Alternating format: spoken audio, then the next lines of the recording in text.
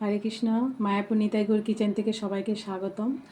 আপনারা কেমন আছেন? আশা করি ভগবানের কৃপায় আপনারা সবাই ভালো আছেন। আজকে আবারও চলে এসেছি আপনাদের সাথে আরেকটা রেসিপি শেয়ার করব। আজকে আমি বানাবো ছোলা শাক। ছোলা শাকটা কীভাবে বানাতে হয় সেটা আপনাদের সাথে শেয়ার করব। আর ছোলা শাকটা দেখুন, এখানে আমি ছোলার শাক নিয়ে নিয়েছি। শাকটা মানে বেছে নিতে হবে। এই শাকটা কিন্তু এই যে আমি বাচ্চাটা দেখিয়ে দিচ্ছি, এই যে শুধু এই যে নরম অংশটা এটাই নিতে হবে এরকমভাবে।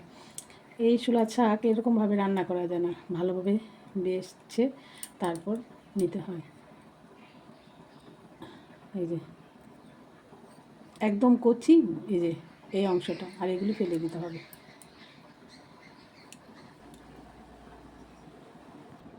দেখুন শাকগুলি আমি বেছে ভালো করে ধুয়ে পরিষ্কার করে কুচিয়ে নিয়েছি।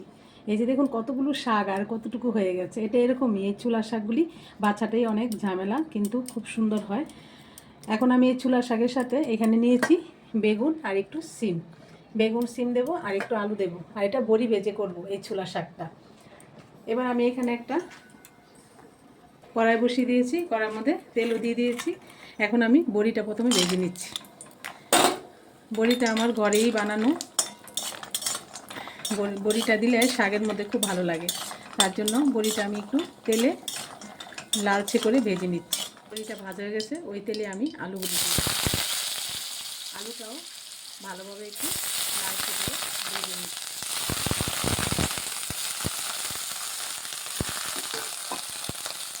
আমি এখানে স্বাদ মতো একটু লবণ দিয়ে দিলাম, দিয়ে আলুটাকে একটু ভেজে নিচ্ছি। দেখুন আলুগুলি ভাজা হয়ে গেছে, এখন আলুগুলি আমি নামিয়ে দিচ্ছি।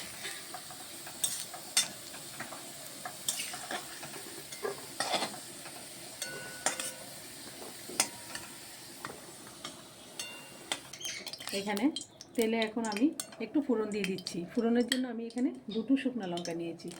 শুকনো লঙ্কাটা একটু ভেজে নিচ্ছি।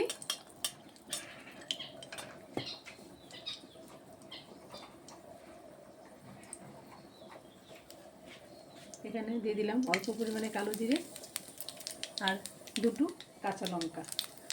কালো জিরাটা আর কাঁচা লঙ্কাটা একটু ভেজে নিচ্ছি। আর এখানে সিম আর বেগুন দিয়ে দিচ্ছি।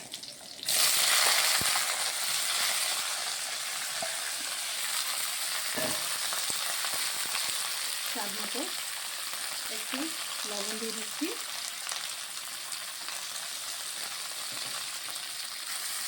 অল্প পরিমাণে একটু হলুদ গুঁড়ো দিয়ে দিচ্ছি। এখন এটা আমি ভালোভাবে একটু ভেজে নিচ্ছি। একটু ঢাকা দিয়ে দেবো 2-1 মিনিটের জন্য, যাতে করে সিম আর বেগুনটা একটু সিদ্ধ হয়ে যায়।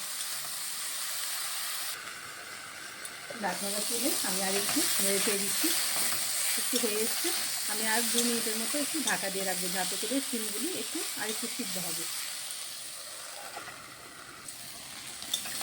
দেখুন ভাজা ভাজা হয়ে গেছে।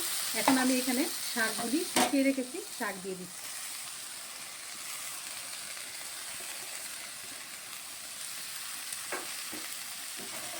একটু নেড়ে চেড়ে দিচ্ছি। এখন শাকটা সিদ্ধ হওয়ার জন্য আমি একটু ঢাকা দিয়ে দিচ্ছি। একটু ফ্লেমটা একটু কমিয়ে ঢাকা দিয়ে দিচ্ছি। ঢাকনাটা একটু তুলে দিচ্ছি। এই যে একটু জল উঠেছে, এই যে সবগুলো সিদ্ধ হয়ে গেছে। এখন আমি একটু ভাজা ভাজা করে নিচ্ছি। এখানে ভেজে রাখা আলুটাও আমি দিয়ে দিচ্ছি। ভালোভাবে মিশিয়ে নিচ্ছি।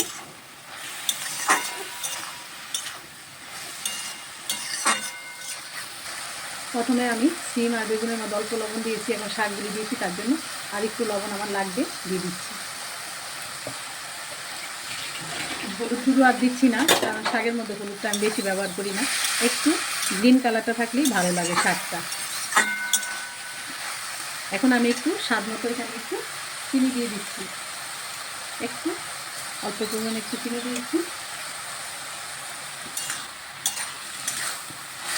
একটু ভাজা ভাজা করে নিলেই হয়ে যাবে ছোলা শাক। এই দেখুন সব সুন্দর সবজিগুলো মিশে গেছে, সব সিদ্ধ হয়ে গেছে। আর এখানে আমি ভেজে রাখা বড়ি একটু হাফ ভেঙে দিয়ে দিচ্ছি।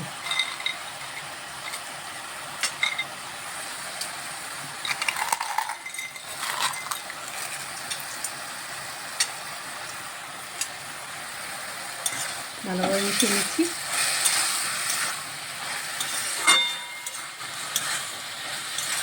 একটু ভাজা ভাজা করে নিলে হয়ে যাবে। এখানে আমি ছোটো চামচে 1 চামচ একটু চালের গুঁড়ো গুলে নিয়েছি, এটা দিয়ে দিচ্ছি। চালের গুঁড়োটা দিলে কি হয়, শাকটা একটু সুন্দর মানে একটু আটালো হয়, ভালো লাগে আর খেতেও খুব ভালো হয়। এবার ভালোভাবে মিশিয়ে নিচ্ছি আর একটু ভাজা ভাজা করে নিচ্ছি।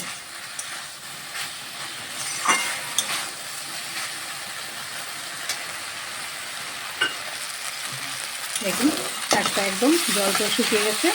এখন আমি একটু ভাজা ভাজা করে নিচ্ছি। শাকটা জিনিস একটু ভালোভাবে একটু ভাজা ভাজা করে নিলেই খুব সুন্দর টেস্ট হয়। এরকমভাবে আপনারা ছোলা শাক রান্না করে ভগবানকে ভোগ লাগাবেন। আর যেহেতু শাক ভগবানের খুব প্রিয়, এই যে শাকটা পুরো হয়ে গেছে, আমি নামিয়ে দিচ্ছি। দেখুন রেডি হয়ে গেল ছোলা শাক, সবজি দিয়ে ছোলা শাক। অনেকে এটা ছোলা শাকের ঘন্টও বলে, এটা যে যা বলে বলতে পারে, অসুবিধা নেই। এরকমভাবে আপনারা এরকম রান্না করবেন, ভগবানকে ভোগ লাগাবেন। আর সবাই ভালো থাকবেন, সুস্থ থাকবেন। আবার দেখা হচ্ছে পরের ভিডিওতে। আমি এখন আমার গৌনি থেকে ভোগ লাগিয়ে দেবো, আর আপনারা একটু গৌনি থেকে দর্শন করে নিন। হরে কৃষ্ণ।